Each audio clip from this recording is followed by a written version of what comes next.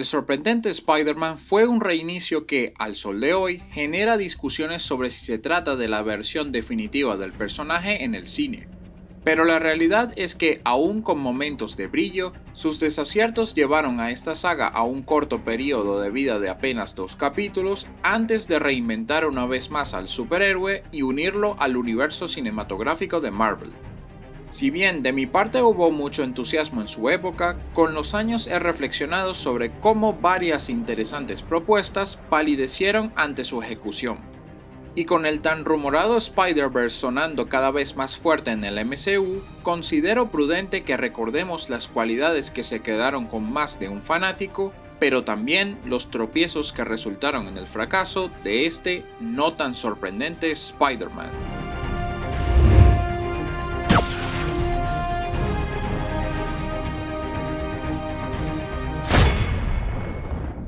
Paso a recordarles que el año pasado también realicé unos análisis de la trilogía de Spider-Man de Sam Raimi, los cuales sugiero encarecidamente que vean y a los que pueden acceder dándole a esta anotación. Como en aquella oportunidad, inicialmente pretendía no caer en las típicas comparaciones con anteriores o subsecuentes versiones cinematográficas del Trepamuros, para así presentar una opinión más justa. Pero saben, creo que es difícil no hacer comparaciones cuando existen tantas similitudes en diversos puntos de la historia. Precisamente es el principal problema de este reinicio. Opta por lo seguro. Mucho de lo abordado ya se ha visto antes y mejor. Y lo que sí aporta resulta bastante puntual o su desarrollo queda a mitad de camino. Echemos un vistazo. Un Peter Parker buleado. El villano que se ve reflejado en el héroe. La picadura de la araña. Las cosas se adhieren a la piel de Peter. ¡Qué buenos reflejos! La venganza contra el bravucón. El sermón del tío Ben por humillar al bravucón. Un gran poder conlleva una gran responsabilidad. El asesinato del tío Ben. La búsqueda por el asesino del tío Ben. El antagonista obligado por sus superiores a probar en sí mismo su propio experimento. Los ciudadanos apoyan al héroe en su momento de más necesidad. El alejamiento de la chica de sus sueños para mantenerla a salvo. Y el balanceo final. Seguramente me dirán que por ser una historia de origen clásica no debería haber muchos cambios, y en parte les doy la razón. Pero es que prácticamente todos los temas que tratan aquí ya habían sido explorados en la versión anterior. Habría sido más lógico abreviar el origen o saltárselo por completo, porque no siento que esté contribuyendo lo suficiente. Por otro lado, si pensamos por un momento que la versión de Sam Raimi no existe, y esta es la primera película del Columbia Redes, la verdad es que hace un trabajo correcto en relatar su historia de origen. Las bases que forman al personaje y lo hacen tanto empático como inspirador están ahí. Por ejemplo, el sagrado concepto de la responsabilidad es abordado desde el momento en que Peter falla en acompañar a la tía May hasta su casa después del trabajo. Esto denota su falta de compromiso, pero el camino que emprende para convertirse en superhéroe progresivamente le proporciona un aprendizaje sobre esa carencia de responsabilidad. Especialmente observable cuando Peter no lleva a casa el cartón de huevos que le asignó su tía, y para el final de la cinta cumple con la tarea a pesar del dolor físico y agotamiento de su cruzada por salvar a Nueva York. Esta sutileza es comparable con la escena de la primera película de Sam Raimi, donde a Peter se le encomienda ayudar a pintar la cocina después de la escuela, pero regresa demasiado tarde y la labor ya ha sido desempeñada por su tío Ben. El cambio radica en que el arco sobre el compromiso y responsabilidad es llevado a lo largo de toda la cinta como un viaje de crecimiento, mientras que en la del 2002 concluye justo en la primera mitad para establecer los principios del personaje y sobrellevar el resto de la historia. Entonces, salvo por algunas diferencias y unos tropiezos, me arriesgo a decir que el director Mark Webb buscó un enfoque razonablemente respetuoso. Sospecho que se debe a que el guionista Alvin Sargent participó en el guión, así como también estuvo a cargo de los libretos de la trilogía de Sam Raimi. Solo que, como ya es la segunda vez que pasamos por este camino, no termina impresionando demasiado. Está bien, prometo no caer en más comparaciones con la versión de Sam Raimi a partir de este punto. Ahora, ¿cuáles son los aportes del sorprendente Spider-Man? Para empezar, cuenta con una atmósfera modernizada, llena de hologramas y aparatos con pantallas táctiles que hacen especialmente dominantes los colores azules y verdes, así que su dirección artística termina siendo visualmente muy agradable. Un mundo que nos recuerda que, aun siendo ficción, no están muy alejados de la realidad los grandes avances que se han alcanzado y que todavía quedan por alcanzar cuando trabajan juntas la ciencia, la tecnología y la biología. El que estos tres elementos tomen lugar en Oscorp, el rascacielos más alto de toda Nueva York, es una alegoría a la Torre de Babel y el objetivo constante del hombre por igualarse al poder de su creador. Esto habría compaginado a la perfección con un fragmento eliminado de diálogo únicamente audible en el primer tráiler de la película, donde el Dr. Connors le pregunta a Peter, ¿listo para jugar a ser Dios? Esta dirección más realista proporciona un tono ligeramente más sombrío para un héroe tan colorido como Spider-Man, pero a la larga creo que supo balancear su seriedad con el buen humor del personaje y el corazón de sus temas. Este Peter Parker tampoco se queda atrás como otra de las fortalezas, pues no solo retiene las características del nerd simpático, pero introvertido y socialmente ansioso, sino que enfatiza su inteligencia desde un ángulo más práctico en diversos inventos, como una cerradura a control remoto para su cuarto. En mi más reciente visionado tuve un conflicto sobre cómo la película pintaba a Peter como un genio, cuando varios de los elementos clave en realidad fueron proporcionados por un elemento externo. Tal es el caso del algoritmo de desintegración que ya había sido resuelto por su padre Richard, y él toma el crédito. Pero pienso que no resta ningún valor con momentos como este donde claramente intenta comprobar si la fórmula era correcta en términos matemáticos. De la misma manera, se muestra cómo convierte un simple reloj de muñeca en un exitoso lanzarredes, otro indicio de su brillante mente. Aunque la verdad me saca un poco de onda que las telarañas hayan sido fabricadas por Oscorp y no por él. Básicamente les está robando la idea, y nunca se muestra que haya replicado la fórmula para así crear sus propios cartuchos. ¿Debo asumir que pide paquetes con telarañas nuevas cuando se le acaban? ¿O cada cierto tiempo se infiltra en el edificio para llevárselas? Sea como sea, no siento que esté del todo bien. Aparte, es verdad que la idea de los lanzarredes es fiel a los cómics, pero para esta película lo percibo como un cambio meramente estético. Recordemos que para nuestro amigable vecino en los cómics, estos son lo más parecido a un arma que puede tener, y la tensión se sentía cuando se agotaba el fluido de red o los cartuchos en sus compartimientos. Esas son situaciones con las que podrían haber jugado, pero a la larga no marca una diferencia significativa de las telarañas orgánicas.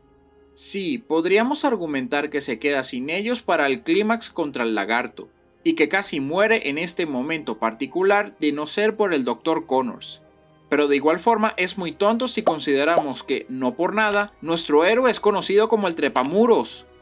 También se trata cómo la ausencia de sus padres deja una herida en Peter que desemboca en una palpable tristeza, ira y frustración. La faceta del huérfano era algo que no se había explorado tanto. Esas son emociones humanas y reales que ha llevado a más de uno a actuar o expresarse insensatamente. Eso le concede un vínculo con la audiencia. Sin embargo, aún tratándose de un adolescente impulsivo, algunas de sus actitudes las encuentro un tanto cuestionables, como por ejemplo dejar colgado de una cornisa a este rufián. Es tan poco característico del personaje que se haya mostrado tan cretino. Lo esperable de Peter era que lo ayudara a subir tras un momento de reflexión sobre si el sujeto merecía ser soltado al vacío, y pensar, sigues siendo escoria aunque no eres quien busco. Pero no soy yo quien decidirá si mueres. En su lugar, prácticamente tenemos a Peter diciendo, no te voy a matar, pero tampoco te voy a ayudar, así que súbete tú solo, puto. Es cierto que el Peter Parker que conocemos se interesa por la fotografía, y siempre saca provecho de ello. Pero me pareció inapropiado que, conociendo la gravedad de los turbios planes del Dr. Connors, el principal motivo para investigar las cloacas es para tomar fotografías y cobrar una recompensa puesta por el diario El Clarín. Tendría más sentido que su objetivo fuera conseguir evidencia para mostrársela al Capitán Stacy y ganarse su apoyo, luego de que intentara advertirle sin éxito sobre el lagarto. Total que esto en realidad es una excusa para que Connors conociera la identidad secreta de Spider-Man, porque luego de eso no se vuelve a mencionar ni al Clarín, ni mucho menos la cualidad de Peter como fotógrafo. Como Spider-Man hay grandes puntos a favor, empezando por su estilo más bromista y parlanchín, que hace cada aparición emocionante. Algunos argumentarán que los chistes que avienta suelen ser bastante malos, pero numerosas versiones de Spidey también lo hacían, así que en términos de fidelidad sobre este aspecto, se gana un 10 de 10. Están muy bien diferenciadas ambas identidades. Asimismo, creo que desde Spider-Man 2 no se había visto al arácnido tan veloz y ágil en las escenas de acción, que sin ser particularmente memorables, resultan un placer de presenciar con algunas de sus poses icónicas de su contraparte comiquera. Me pareció un detallazo que aludieran a comportamientos de las arañas para algunos de sus movimientos, como este momento donde atrapa en sus redes al lagarto. Pero el mejor de todos fue este, donde Peter teje una telaraña gigante en un punto medio de las cloacas para encontrar al lagarto a través de las vibraciones de sus hilos. Tan ingenioso que repitieron el concepto en el divertido juego basado en la película. Por no decir que nos ha traído el, debatiblemente, mejor y más divertido cameo de Stan Lee hasta la fecha. Una típica situación comiquera del buen Spidey. El diseño de su traje es un poco diferente a lo que hemos visto del trepamuros, pero es a propósito que luciera como si un adolescente lo hubiera confeccionado con recursos comunes. Las fotos de las grabaciones inicialmente me generaron sentimientos encontrados, pero el tiempo permitió que me acostumbrara, y la verdad es que me parece una variación aceptable del disfraz. Tal vez las lentillas amarillas sigan sin convencerme, pero en líneas generales hablamos de un acabado bastante leal al tradicional. Esto especialmente me alivia después de ver las horribles propuestas iniciales del traje, y mejor ni hablemos de esta otra abominación de la humanidad porque me deprime. Sin embargo, también siento que cambiar las características del disfraz fue completamente innecesario. Y esto lo demostraron en la segunda película, donde Spidey ya empieza con un diseño más apegado al de las historietas, sin siquiera dar una explicación o transición satisfactoria de un traje a otro. Ya saben, como hicieron en El Caballero de la Noche. Para mí que sabían que la cagaron y fingieron demencia. De igual forma, fue la decisión más acertada porque el traje en la secuela es una modernización que captura los rasgos característicos de su contraparte comiquera de manera impecable e irreprochable, como las lentillas más grandes y redondeadas que lo hacen ver más amistoso. Fácilmente se convierte en mi segundo traje favorito del trepamuros en el cine. Ya que estamos, me gustaría hablar sobre el diseño tan peculiar del lagarto. Sé que muchos esperaban, yo incluido, que se asemejara más al de un cocodrilo, una iguana o hasta un velociraptor, como ha sido representado en numerosos cómics, videojuegos y series de televisión. Pero lo cierto es que la dirección que tomaron es una remembranza a como lucía en su primera aparición, así que técnicamente no está demasiado alejado del original. El director Mark Webb comentó que esta fue una decisión creativa para concederle mejores expresiones al personaje y tengamos un mejor vínculo con el mismo, lo cual está muy bien, pero para ser franco yo aún habría preferido un look más similar a lo que antes describí, y estoy seguro de que se pudo haber logrado la intención de Webb si se hiciera un mayor énfasis en los ojos. Un aspecto de la historia que me genera sentimientos encontrados es la búsqueda de Peter por el asesino del tío Ben. Aquí la diferencia radica en que se convierte en un vigilante enmascarado para encontrarlo, en lugar de consagrarse como el héroe de Nueva York después de su último enfrentamiento con el criminal. Aclaro que este cambio no me parece del todo mal.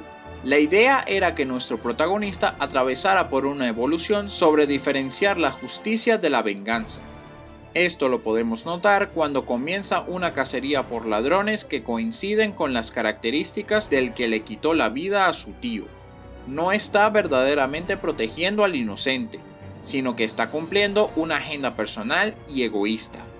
Esto cambiaría por completo cuando los ciudadanos empiezan a peligrar en el puente Williamsburg, y al ir en su rescate, Peter comprende que el verdadero heroísmo no viene de cazar criminales, sino de salvar vidas, de ser abnegado e inspirar a las personas a levantarse cuando todo parece perdido, lo que rodea el concepto de estar obligado moralmente a hacer lo correcto por otros, o en otras palabras, la responsabilidad. Perceptible en el momento donde Spidey presta su máscara a un chiquillo para darle confianza y fortaleza de salir del auto en llamas. Siento que todo lo que representa el trepamuros que siempre he conocido está transmitido con eficacia en esa acción tan conmovedora. El problema, sin embargo, es que Peter nunca termina por atrapar al asesino del tío Ben. ¿Qué pasó ahí? Bueno, se supone que la previa experiencia sería decisiva para inspirarlo a dejar atrás su vendetta y alcanzar un bien mayor al convertirse en algo más grande, el Hombre Araña. Este en realidad es un gran arco, pero al final queda medio escueto, porque luego siguen adelante como si se hubieran olvidado por completo de la búsqueda del asesino. Recuerdo que en su tiempo, muchos entusiastas de la película ciegamente creyeron que esta fue una subtrama abierta para continuar en una segunda o incluso tercera entrega, lo cual es ridículo. Es precisamente porque no supieron comunicar el cierre, y de ahí parte la confusión de todos. Un gesto sutil como Peter rompiendo el cartel de "Se busca del asesino", luego de un momento de catarsis por su acto heroico en el puente, habría transmitido el mensaje con más contundencia. El tema del héroe como una inspiración también es aplicable para el padre del niño en peligro, quien le ofrece una mano a Spidey en su momento de más necesidad de camino a Oscorp. Esta escena también me genera sentimientos encontrados, porque por una parte es altamente satisfactorio que nuestro héroe reciba apoyo, aun cuando en la mayoría de las ocasiones está solo, y verlo columpiarse en todo su esplendor con la excelente banda sonora del gran James Horner me pone la piel de gallina. No voy a negar que es emocionante, pero al mismo tiempo la escena es estupidísima como ella sola. Primero porque no tiene sentido que los trabajadores le hicieran caso al señor del puente cuando todos se estaban evacuando por la liberación de un arma biológica. Segundo, pero qué casualidad que había exactamente una grúa en cada cuadra para crear una alineación, ¿no? Tercero, y más importante, ¿por qué diablos Spider-Man necesitaría una alineación de grúas para columpiarse? La excusa es que estaba herido y necesitaba llegar más rápido. Pero solo miren esta toma y díganme si no hay suficientes edificios de los cuales pudiera sujetar sus redes. Es incluso un camino recto. Estaría bien si dijéramos que esta es la primera vez que Spidey se está balanceando por los edificios y requiere un pequeño empujón, pero no tiene sentido cuando previamente lo habíamos visto hacer esto, y esto, y esto, y esto, y esto. Oh, y casi se me olvida esto. Otra cosa que me pareció interesante fue que aun cuando Flash Thompson era el bravucón de la escuela y agrede a nuestro protagonista al principio de la historia, ofrece sus condolencias más sinceras a Peter por la muerte de su tío. De hecho, en lugar de contraatacar, se muestra empático y sensible ante la reacción agresiva del joven Parker. Este me parece un bonito detalle, porque si bien es cierto que dicha situación sucede antes de la primera aparición de Spider-Man, está vinculada al tema de sacar la mejor versión de nosotros mismos, lo cual es reforzado finalizando la cinta con un Flash inspirado por las acciones heroicas del trepamuros. Lo que sí me parece sumamente fuera de lugar es que Peter y Flash se vuelvan amigazos cuando en el resto de la película no hubo un desarrollo que lo justifique. Sería más lógico que después de la muerte del tío Ben estuvieran en paz, pero no que actuaran como si fueran best friends forever. La película carece de la icónica frase de un gran poder conlleva una gran responsabilidad, pero lo compensa el magnífico discurso del tío Ben sobre las duras circunstancias que forman el carácter de las personas destinadas a la grandeza. Puras lágrimas de macho son las que generan estas palabras. Diablos, es tan bueno que usaron un fragmento para el homenaje a los héroes del cine en la ceremonia de los premios de la Academia del 2014. Pero bueno, aquí he hablado mucho del héroe, pero casi nada del villano. En su tiempo no me sentí demasiado impresionado por el lagarto, pero después de mi más reciente visionado, considero que, sin ser el más memorable, es un antagonista correcto y hecho a la medida de esta historia. En lugar de presentarlo como un resentido social por su discapacidad, más bien resulta su fuente de inspiración para trabajar por una solución tanto para él como para todos los que atraviesan por enfermedades o carencias físicas de la misma índole. Sin embargo, también se puede sentir que Connors guardaba un resentimiento con el padre de Peter por haber huido y llevarse consigo parte de la investigación que podría haberle devuelto su brazo.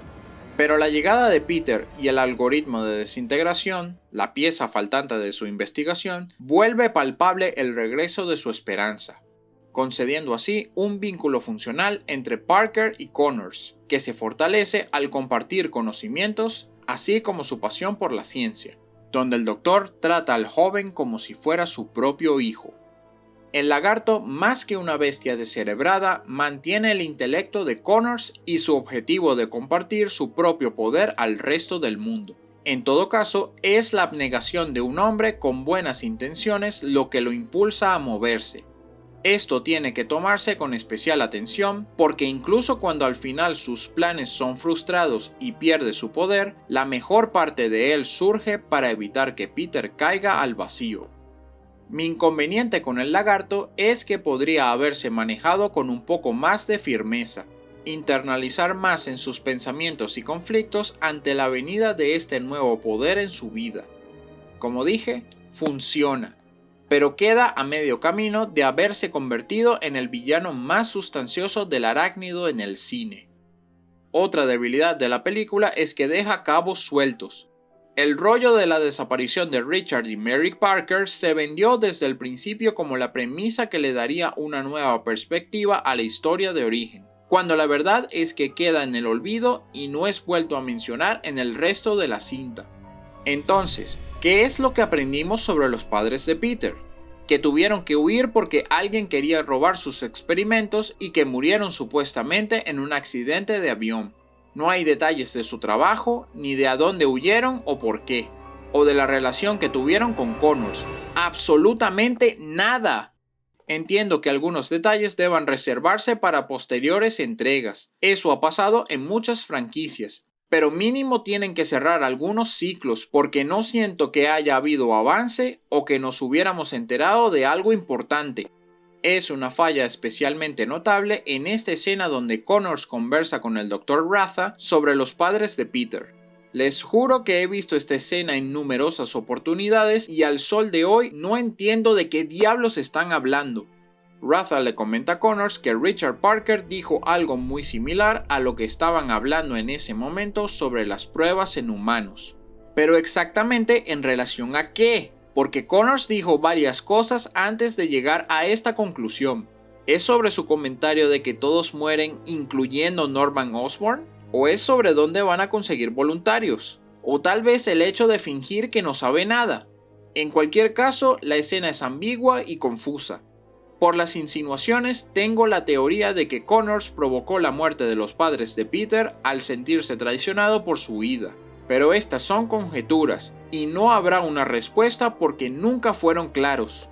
Se construye toda una anticipación misteriosa alrededor de la situación, adornada de un montón de palabras bonitas, y cuando parece que finalmente va a haber una gran revelación sobre el pasado de Richard Parker, no vamos a ninguna parte. Quedamos en las mismas.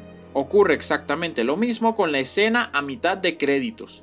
Esto es lo que en México se conoce como cantinflear, hablar y no decir nada.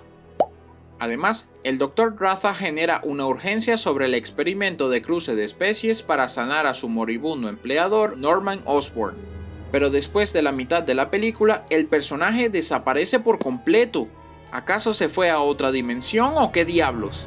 ¿Y en qué queda la subtrama de Osborn? Porque para el final de la cinta no es vuelto a mencionar ni se sabe qué plan alternativo van a tomar ahora que se supo que el experimento no dio los resultados esperados. No pueden dejar al aire puntos de la historia tan importantes con esa torpeza con la excusa de que todo se va a resolver en la segunda parte.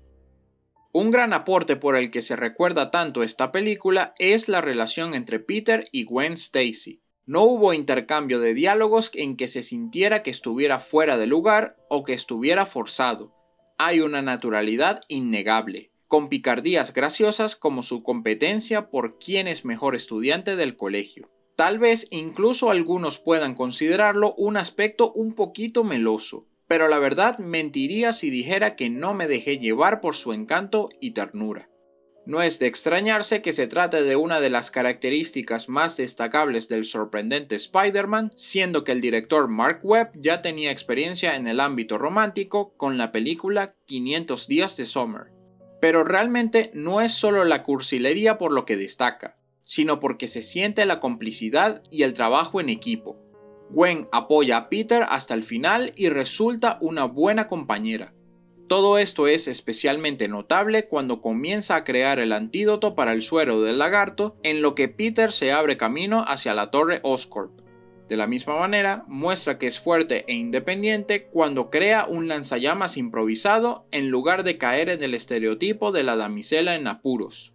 En realidad la escena es muy estúpida porque no opone resistencia ni evita que el lagarto se lleve el aparato a Ganali, quien de paso ni se inmuta por el fuego. Pero está bien que sepamos que puede defenderse. Supongo. Por otra parte, cuestiono la decisión de Peter por mantener su relación con Gwen al final de la historia. Primero porque se pasa por el fundillo el último deseo del Capitán Stacy en su lecho de muerte de alejarse de ella por los peligros que conlleva su cruzada superheroica, lo cual siento que va en contra de lo que representa el personaje. Especialmente cuando se supone que para ese punto ya alcanzó su arco de la responsabilidad, aunque las consecuencias de no respetar esa promesa se desarrollarían en la continuación, así que vamos a dejarlo pasar por los momentos. Lo que yo no entiendo es por qué diablos arman todo este dramón de Peter marcando distanciamiento con ella. O sea, para esa gracia hubieran establecido desde el inicio que ambos continuarían el noviazgo y nos ahorramos 10 minutos de película. Es tan absurdo porque Peter hace sentir a Gwen completamente sola y sin apoyo en el funeral de su padre, y al final todo se resuelve con un era de mentiritas, Gwen, sí vamos a seguir saliendo. ¿Me van a decir que después de esa coñuemadrada la reacción de ella va a ser así de receptiva? En otro orden de ideas, bien es conocido que hubo una interferencia de Sony que resultó en la eliminación de varias escenas, ya sea por decisiones creativas o por presupuesto. No tengo pruebas, pero tampoco dudas de que sobre todo fue lo segundo, ya que el chiste de los reinicios es seguir explotando los derechos pero abaratando los costos. Dichas escenas habrían enriquecido muchísimo la película y vamos a explorar algunas de las que llamaron mi atención. Para comenzar, nos presentan la muerte alternativa del tío Ben, que más allá de algunas diferencias de ritmo en el desarrollo del conflicto en la tienda con Peter, es perceptible el momento en que Ben comienza a grabar el discurso final por mensaje de voz, lo cual encuentro importante. La diferencia real yace en que este muere a manos del ladrón fuera de pantalla, con el tío Ben persiguiéndolo a un callejón oscuro creyendo que se trata de Peter en la oscuridad. Entiendo que en la película final querían lograr una conexión entre la creencia de Ben sobre hacer lo correcto por las personas cuando tiene la obligación moral de hacerlo y sus acciones por intentar detener al ladrón, pero creo que es cuestión de sentido común que no debes abalanzarte contra un criminal para quitarle su arma. Además, se nota que este siempre fue el planteamiento original, porque la reacción de Peter por presenciar el cuerpo de su tío en el suelo es más inmediata e impactante que en la más tardía del producto final. Notarán que agarraron las tomas donde Peter está en el callejón con su tío para unirlas con otras que obviamente filmaron posteriormente en calle abierta. La mayoría de las escenas desechadas giran sobre Kurt Connors y añaden la profundidad que necesitaba. En primera instancia, tenemos este momento donde el buen doctor visita a Peter para darle sus condolencias por la muerte del tío Ben, pero sobre todo para incentivarlo a alcanzar una meta productiva para sobreponerse al dolor, demostrando que así como juntos restauraron milagrosamente la cuarta pata del ratoncito Freddy, el joven Parker tiene el potencial de lograr maravillas similares. Es una escena conmovedora que habría reforzado la cercanía entre ambos personajes y sentado las bases para que Connors fuera otra importante figura paterna, además del tío Ben. Seguidamente, hay una escena donde Connors visita a su hijo y lo incita a tomar una actitud más agresiva contra los que le hacen daño, indicando que la faceta más apacible del Doctor comienza a extinguirse. Este momento demuestra que es apenas un fragmento de un contexto más elaborado para el personaje, antes de optar por la omisión de su familia. En sí creo que la escena está muy bien, pero sin el resto de las piezas no habría encajado en lo absoluto con el resto de la cinta. Luego tenemos otro momento de Connors teniendo una reflexión comparativa de sí mismo con su rival arácnido. Esta habría sido una escena muy interesante porque enseña el gradual descenso a la locura de una persona que inicialmente no tenía nada, pero consiguió lo que más deseaba y mucho más de lo que alguna vez imaginó. Nos permite abrazar junto a él esa embriaguez de poder con más proximidad, aunque es argumentable que pueda lucir un poquito exagerada. Si es verdad que algo de esto se aborda en la película, pero el planteamiento que le dieron es diferente, la del villano de Spider-Man que escucha voces en su cabeza.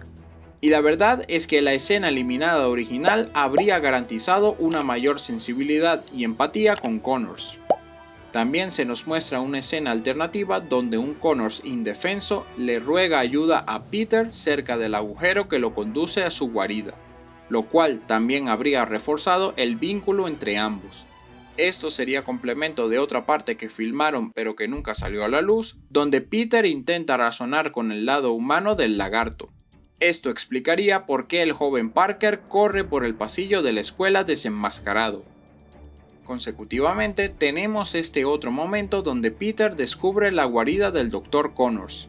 A partir de aquí supe que no tenían ni idea de cómo plantear el plan del lagarto de contaminar la ciudad, pues la escena eliminada anterior no tiene continuidad con esta. Aquella concluía con Peter ayudando al Doctor a bajar a su escondrijo, mientras que en esta otra inicia con Spidey llegando a la base del Doctor él solo, y lo encuentra allí. En el producto final solventaron todo con una grabación en una computadora que explica el objetivo de Connors, un recurso de lo más aburrido y poco inspirado si me lo preguntan. El punto es que esta conversación expone dos aspectos interesantes sobre Kurt Connors. Primero, cómo el poder corrompe al mejor intencionado, así como el cuestionamiento sobre si en realidad podríamos desprendernos del mismo sabiendo lo tentador que es. Esto se acentúa cuando el Doctor le pregunta a Peter si estaría dispuesto a entregar sus habilidades, seguido de un largo silencio. Lo segundo es que Connors se muestra frustrado e incompleto por la ausencia de su brazo, y como un hombre que ha sentido impotencia gran parte de su vida, con su plan se estaría asegurando de que nadie tuviera que atravesar por esa sensación otra vez, y de ahí que desee compartir su poder con el mundo. Si es cierto que en el producto final se revela que el Doctor pretende crear un mundo libre de imperfecciones, pero la diferencia radica en cómo lo expresa. En la escena eliminada suena desesperado, triste y compasivo, mientras que en el montaje definitivo su tono es agresivo y usa adjetivos despectivos para referirse a la humanidad. Complementando esto, se revela que el Dr. Raza había estado rastreando a Connors hasta su guarida y luego es decapitado de un mordisco por el lagarto, no sin antes mostrarle a Peter cuán impresionado está por convertirse en el cruce perfecto de especies, indicando que ya conocía su identidad, el secreto detrás del experimento y a su padre. Sin embargo, sufre del mismo problema que la conversación antes descrita entre Raza y Connors. Cuando finalmente parece que revelarán lo importante, no nos dicen absolutamente nada. El sorprendente Spider-Man fue un reinicio medio innecesario. La historia de origen no es demasiado diferente de lo que ya habíamos visto en el pasado. Desaprovecha oportunidades de innovar y deja varios aspectos inconclusos. Pero objetivamente retiene varias de las bases del personaje con ciertas variaciones. Algunos de sus momentos decisivos son inspiradores, como lo que debería representar el trepamuros. Ver a Spider-Man en acción y lanzar chistes malos es un verdadero deleite. La atmósfera modernizada y tecnológica es visualmente atractiva, así como el romance es encantador. Hablamos de una obra decente y a la que le faltó pulimento, pero no negaré que aquí se percibía el potencial para enmendar sus fallas y apuntar al cielo. Lástima que todo se fue en picada a partir de este punto. Antes de finalizar, les recuerdo que he habilitado una cuenta PayPal para que puedan apoyar mi contenido con lo que deseen y esté a su disposición. Pero ojo, aportando $7 están adquiriendo su derecho a decidir el tema de mi siguiente análisis. Entre opción 1, una película de su preferencia. Opción 2, un videojuego de PlayStation 2. Opción 3, un videojuego de Xbox 360 de la lista que verán a continuación. Su apoyo será profundamente apreciado por este humilde servidor.